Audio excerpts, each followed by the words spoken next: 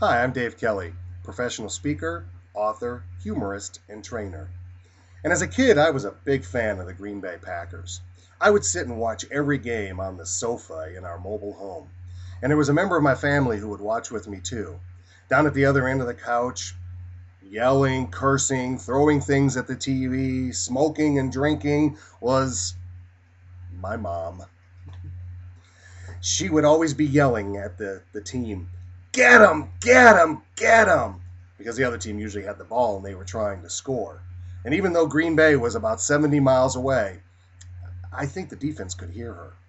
That would be followed by a stream of obscenity so bad that they would melt the ears off of a pay cable executive. Well, the team was pretty bad in those days, and eventually they would be out of the game. And so I would go outside and play and throw a football around. And I could still hear my mom, though, through the walls of our mobile home yelling, "Get him! Get him! Get him!" When I moved away to college, she was still there watching. When I moved away to Georgia, she was watching every week. The Packers were her passion.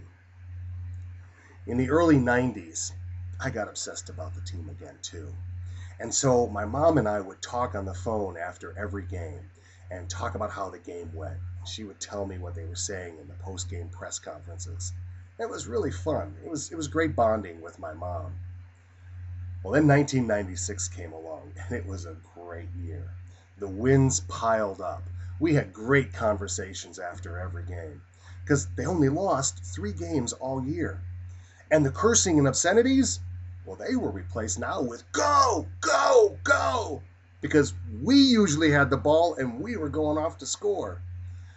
And then the Packers won Super Bowl 31. Oh, what a great day that was.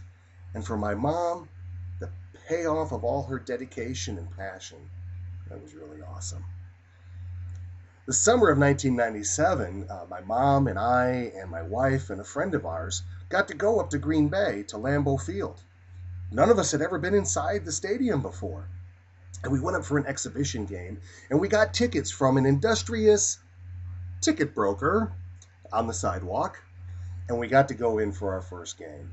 We went in through Gate A, and the place was crowded. It was awesome. We found the tunnel up to our seats, and then we walked through out into the night air, into the most beautiful structure I had ever seen, Lambeau Field. Ah, it was awesome. We could smell the freshly cut grass. The odor of bratwurst and sauerkraut wafted through the air, and the crowd was electric. We had a blast. It was one of the best things my mom and I ever did together.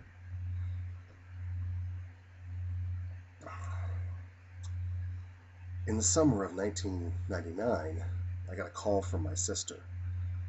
Mom was sick.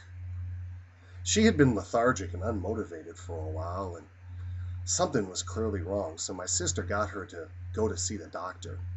And the doctor couldn't figure out what was wrong with her, so he sent her to the hospital. And in the hospital, they didn't know what was causing it, but they did know her kidneys were shutting down. So they had to put her on dialysis. But day after day, I would talk with my sister for updates, and the doctors were just stumped. And then finally, I got the call from my sister, and she said, "You better come home now." Well, I got up there on a Friday night, and I went straight to the hospital. My mom had lost so much weight, and her color had changed so. Her tongue was really swollen, and she could barely talk. But she still wanted to talk about the Packers as best as she could.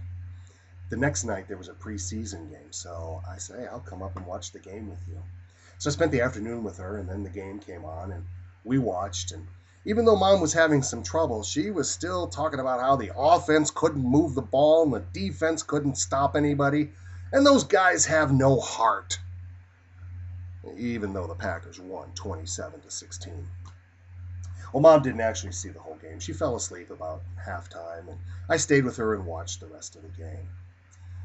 That following week, her doctors decided that they had to see what was going on. So they went in and they now found that all of her internal organs were shutting down. There was nothing they could do for her. They sewed her up and told my sister to make plans to take her home. This all occurred in the span of 3 weeks. Well, I came up on Saturday and they brought my mom down in a wheelchair, and she was on so much morphine because of the pain. I don't think she even knew I was there. Her tongue now was so swollen that she couldn't talk. And every little bump that I hit along the way to my sister's house, my mom would just moan. When we got to my sister's house, we got her inside and got her into a hospital bed that my sister had brought in. And then I just sat with her. And it was something strange, though. As my mom lay in her hospital bed, she just kept looking up at the ceiling, back and forth, back and forth, back and forth. I have no idea what she was looking at. Well, this went on the rest of the night, until finally I decided it was time for me to go. I was staying with my grandmother, and so I left my sister's house and took a little drive, and when I got to my grandmother's house, she told me that my sister had called and my mom had passed away. I drove to my sister's house as fast as I could and got there and saw my mom. I asked my sister what happened, and she said that after I left, Mom just kept laying there in the bed looking back and forth, back and forth. And then around midnight, my mom stopped, looked at my sister, and smiled. And that was it. My mom wasn't a very formal person. So as we made plans for her wake, we kept that in mind. And as I was thinking about Mom laying there, looking back and forth, I like to believe that she was seeing angels coming to her to welcome her home. And that maybe my grandmother was there to greet her as well. And possibly even the coach, St. Vince Lombardi, was there to welcome Mom into God's Super Bowl. We had a tailgate party, a Packer tailgate party for my mom.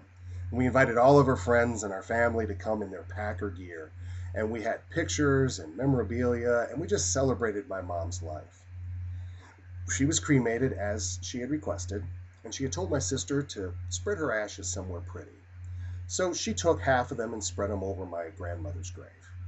The other half, my wife and I took up at Christmas time to 1265 Lombardi Avenue, Lambeau Field.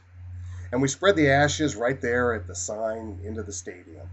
And then we went over and spread some by Gate A, where Mom had gone in for her only football game ever at Lambeau Field. And then the rest, we took over to the practice field, and we spread them there, so that each and every day during practice, she can yell at the guys, "Get 'em! Get 'em! Get 'em!" You know, when I tell this story in my presentations, sometimes people will come up to me and they'll say, "You know, your mom's in a better place." And I tell them, yes, she is. Lambeau Field. Here's to you, Mom.